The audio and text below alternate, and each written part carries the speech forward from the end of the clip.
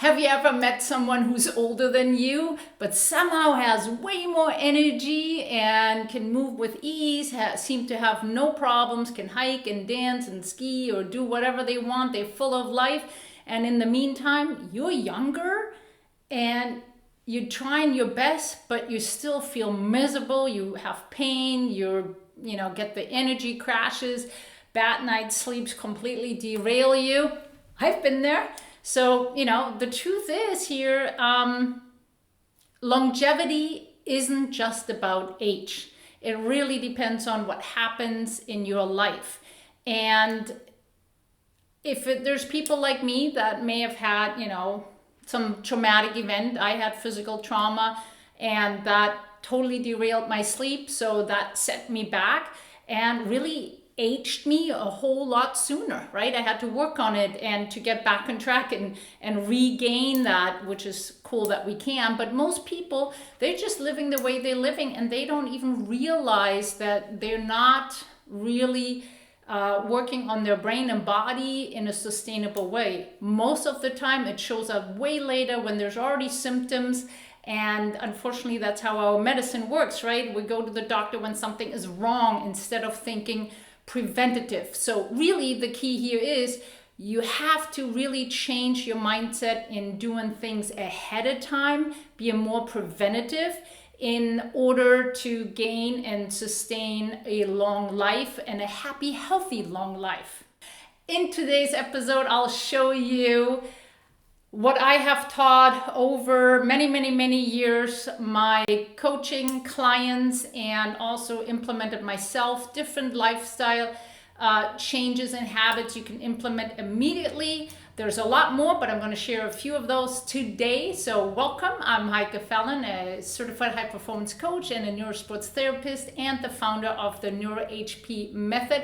And I've worked over 30 years with leaders, professionals, and actually everyday go-getters, the doers, and help them create sustainable, high-performing, really joyful living lives.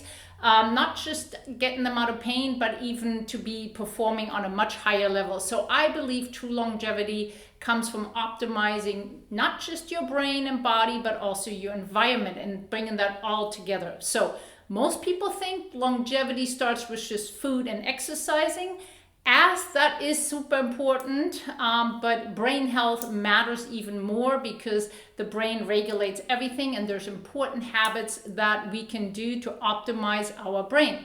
So your brain controls everything, as I said, your movement, everything, but also your hormones, your energy levels, your mood response, your emotions.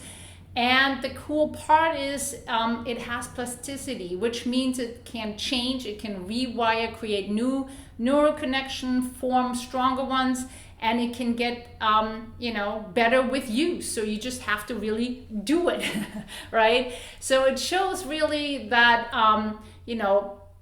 when we activate it, we can stimulate our mental capacity, our physical activity, and social interaction, and target specific brain inputs. All that helps for a healthy aging brain. So that means, in short, the better your brain works, the better everything else functions. So the longer you will stay sharp, mobile, and independent. So we're going to go through a couple of habits here, but it's not a random checklist. They're specifically chosen by me because of the science background that it shows. So number one habit is morning light exposure. And there's been tremendous research out to show that if you get actually sunlight in the morning within the first hour of waking up, even on an overcast day, go out there, even for 10 minutes, 5-10 minutes, helps with a melatonin reduction in the morning. That's when we wake up, so that's what sunlight does. And in the evening when it gets dark, we have the melatonin production, which helps us to fall asleep. So it helps us to regulate our circadian rhythm, which means when we wake up in the morning and when we go to bed, and that can improve your focus overall and cognitive function throughout the day, but also have a huge impact on your sleep. So meaning, if you go outside and get some morning sunlight, it also impacts your sleep at night. Number 2 habit, utilizing a brain-based movement approach, meaning being more intentional which areas of the brain you're going to activate. And oftentimes, you activate the brain no matter what when you go in the gym, but the question is how intentionally you activate it. And it's not just the muscles and joints, but we also need to train our eyes, actually, because they play a huge part in survival. We need to train our inner ear, which is very important, not just from balance, but also for anxiety and other mental states what we might find ourselves in. So movement is really important, not just muscles and joint, but a lot of other structures that are involved in that too. Even just bouncing or running activates the lymphatic system, which is extremely important for transport of fluids and especially getting rid of toxins. So a lot of stuff happens with movement that is super important. And so you want to train your eyes, you want to train your inner ear. The third habit that I like to share is always when it comes down to exercising, not just the different body parts intentionally and systems intentionally, but also cardio components. And I always get asked, what is the best way to train for longevity? The truth is, you need to train your consistent cardio levels as well as bursts where you bring your heart rate up, and you do need strength training. So they're really implementing those.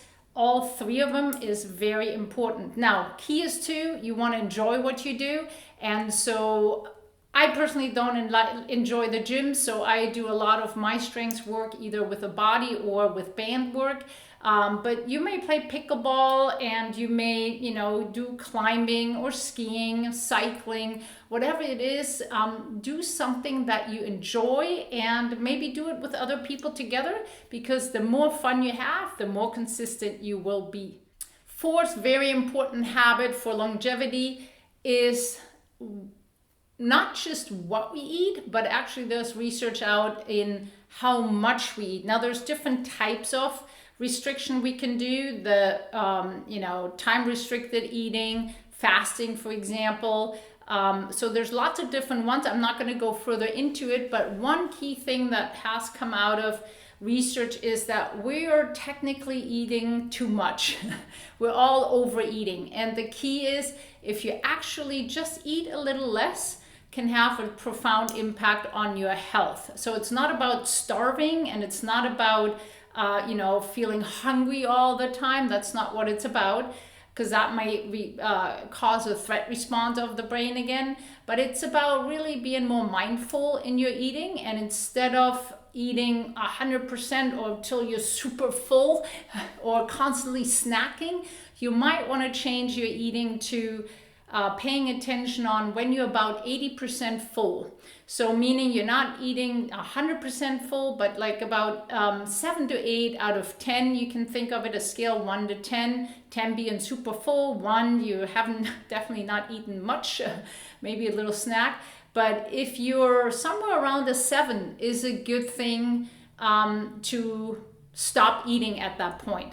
So again, it's more about eating a little bit less and not overeating. There's lots of more research in different ways, but for the simplicity, start there. Habit number 5 is your sensory regulation and your environment. So environment really matters. So you want to kind of analyze, how is your environment? How's the light, the sound, the smell, temperature?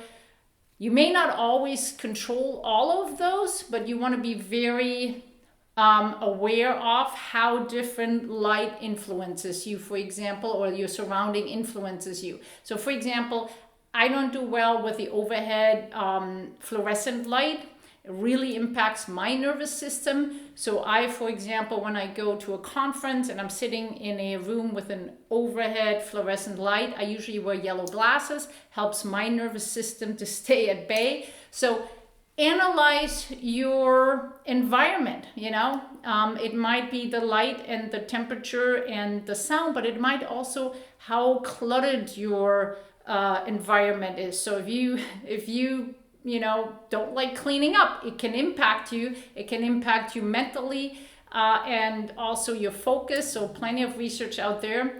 But also natural light is super important. So I am a big sucker for have big windows and get more natural light, because my nervous system definitely is impacted by the kind of light I'm getting in. So very key to observe and be more aware of how your surrounding impacts you, and then make changes. Habit number 6 is stress. Chronic stress kills longevity. If you're constantly stressed, it is absolutely aging you much faster. Not just, on a cognitive level and disrupting your sleep, but actually on your cellular level. There's actually biological changes happening if you're constantly stressed.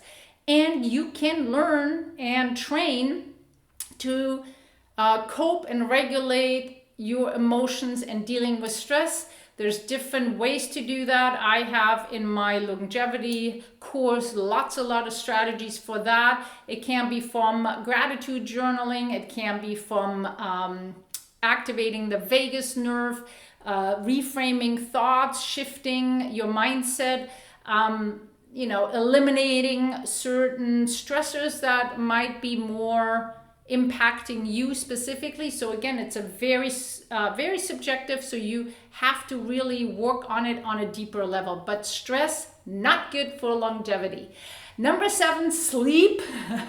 Sleep is not being lazy, and it's not we can sleep when we're dead. That's not happening if you are caring about longevity. Sleep is vital for not just restoring and resting your body, but it also helps restore and really has a lot to do for brain health, because of hormones and neurochemicals that are released at night. And so what happens at night is actually crucial for our brain health.